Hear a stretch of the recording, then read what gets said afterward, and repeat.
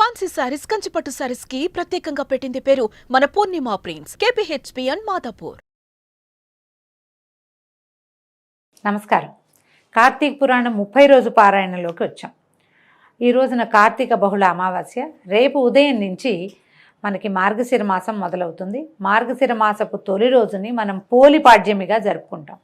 అయితే అమావాస్య నాడు కూడా దీపాలు పెట్టుకుని పోలిపాడ్యమి నాడు జ్వాలా తోరణాన్ని అంటే నీళ్లల్లో వదులుతాం దీపాలని, అది రేపు చేసుకుంటాము. ఈ పురాణపు శ్రవణాన్ని పూర్తి చేసుకుని పాడ్యమి నాడు దీపాలు నీటిలో వదిలిపెట్టడంతో పోలిపాడ్యమి కథాశ్రవణంతో కార్తీక మాస వ్రతం పూర్తవుతుంది. ఈ వ్రతాచరణ సాధారణంగా కష్టమేనండి. పూర్వకాలం కార్తీక వ్రతం కష్టం అనుకునేవాళ్ళం. ఇప్పుడు ఇటీవల కాలంలో కార్తీక పురాణ శ్రవణం మనకి సులువైంది. పొద్దున్నే స్నానం చేయటం సులువైపోయింది. దేవాలయ దర్శనాలు సులువుగా అవుతున్నాయి. కొంతమంది అటు ఇటు తీర్థయాత్రలు కూడా చేస్తున్నారు. నదీ స్నానానికి అవకాశం తీసుకునే వాళ్ళు కూడా చక్కగా కనపడుతున్నారు. ఈ సులువైన ఈ కార్తీక వ్రతాచరణ, దీనికి కారణం సోషల్ మీడియా అని మనం అనుకోవాల్సిందే అనుకోండి.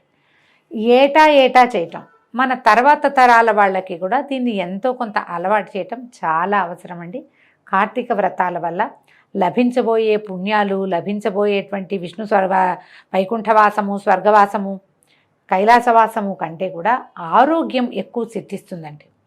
ఈ కాలంలో మనం ఉదయకాలమే పొద్దున్నే లేవడము, నిద్ర తగ్గించుకోవటము, తెల్లవారుజామునే స్నానం చేయటము, సూర్యనారాయణమూర్తిని యథావిధిగా నమస్కారం చేసుకోవటము, దీపాలు దానం చేయటము, దీపాలు ఇతోధికంగా దీపాలు పెట్టటము, నదీ స్నానము, ఇవన్నీ కూడా ఆరోగ్యాన్ని పెంపొందిస్తాయి. తర్వాత వచ్చేటువంటి మార్గశిర మాసం మరీ కష్టసాధ్యమైన మాసంగా చెప్తారు. చలికాలం పెరిగిపోతుంది. చాలామంది పెద్దవాళ్ళు చూడండి, డిసెంబర్లో ఎక్కువగా మరణ వార్తలు వింటాం. కార్తీక వ్రతాచరణ చేసిన వాళ్ళకి పెద్దగా అలాంటి సమస్యలు రావు. స్ట్రోక్స్ అవి తక్కువగా వస్తాయి. ఆరోగ్యం అంత పాడవకుండా ఉంటుంది. చలికి అలవాటు పడిపోయి ఉంటుంది శరీరం. చన్నీళ్ళ స్నానం వల్ల శరీరం గట్టిపడుతుంది. ఒకసారి ఒక చెంబు నీళ్లు పోసుకునేసరికి చన్నీళ్ళు పోసుకున్నాం అనుకోండి, అనిపిస్తుంది ప్రాణాలు పైన పోతున్నట్టు ఉంటుంది. ఆ అంటంలోనే మనకి తగిలిన షాక్ తోటి నరాలకి బలం వస్తుందండి. నర్వెంట్స్ బలోపేతం అవుతాయి. దానివల్ల మనకి సడన్గా వచ్చే సమస్యలు రాకుండా ఉంటాయి. అందుకని ఆరోగ్యమాసమైన ఈ 30 రోజుల్ని మీరందరూ చక్కగా సుసంపన్నం చేసుకున్నారని భావిస్తున్నాను.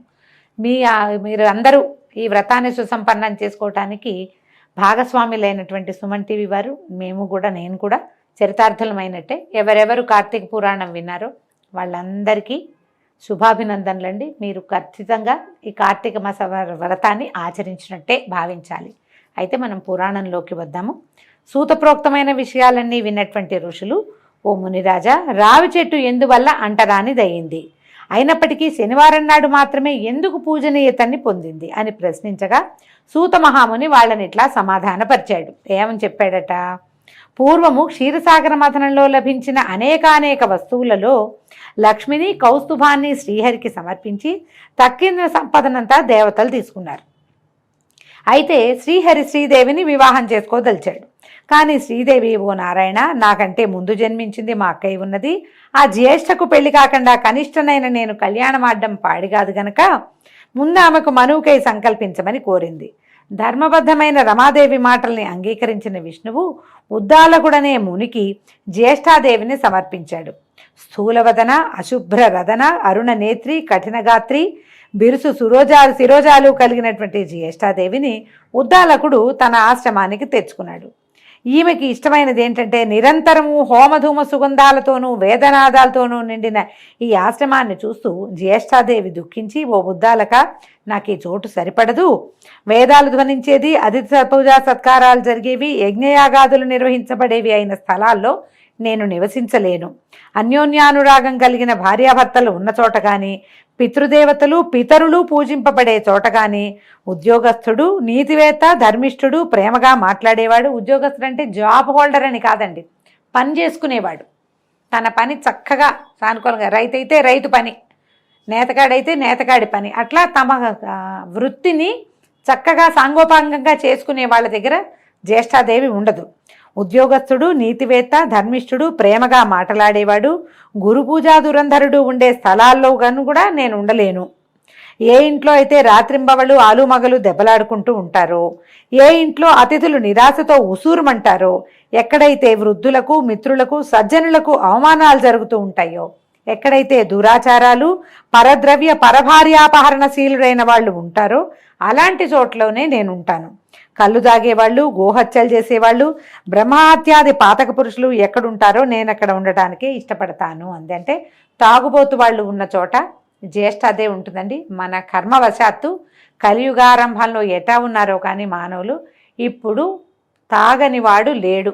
తాగని వాళ్ళు ఉన్న ఇళ్ళు ఉన్నాయి, లెక్క పెట్టచ్చు మనం. తాగుబోతనం అత్యంత సహజమైన విషయంగా, అది హీరోయిజంగా కూడా భావింపబడే కాలంలోకి వచ్చేసామండి మనం. అన్ని కొట్లు మూతపడతాయి కానీ తాగుబోతు కొట్లు మాత్రం మూతపడవు. మన పరిస్థితి అది. అయితే ఇలాంటప్పుడు జ్యేష్ఠాదేవి వీళ్ళందరి ఇళ్లలోనూ ఉంటుంది. వీళ్ళకి ఎప్పుడు ఏదో ఒక సమస్య ఉంటుంది. వాళ్ళ వల్ల ఆ ఇల్లంతా సమస్యల భూయిష్టంగానే ఉంటుంది. ఇది పురాణంలో చెప్పబడిందని నా సొంత మాటలు కావు, నా ఉద్దేశం అదే. నాకు కూడా అలాంటి ఉద్దేశమే ఉంది. పురాణంలో ఖచ్చితంగా చెప్పబడింది.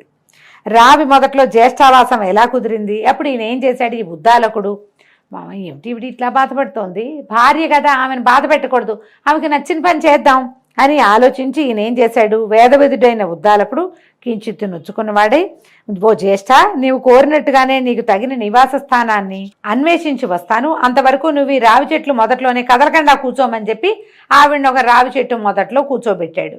భర్త ఆజ్ఞ ప్రకారం జ్యేష్ఠాదేవి రావి చెట్టు మొదల్లోనే అలాగే ఉండిపోయిందట. ఎన్నాళ్ళకి ఉద్దాలకుడు రాకపోవడంతో పతి విరహాన్ని భరించలేని పెద్దమ్మ పెద్ద పెట్టున ఏడవటం మొదలుపెట్టిందట.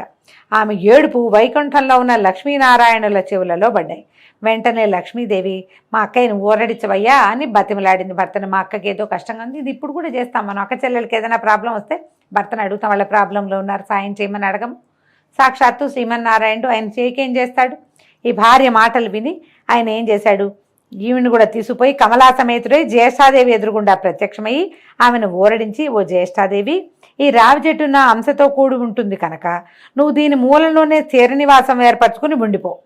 ప్రతి ఏటా నిన్ను పూజించే గృహస్థుల యందు లక్ష్మి నివసిస్తూ ఉంటుంది అని చెప్పాడు. అయితే ఆ నియమాలలోనే ప్రతి శనివారము రావి చెట్టు పూజనీయగాను అక్కడ జ్యేష్ఠాదేవిని షోడశోపచార విధిగా అర్చించే స్త్రీల పట్ల శ్రీదేవి అమిత కరుణా కలితే అనుగ్రహించేటట్లుగా ఏర్పరిచాడు.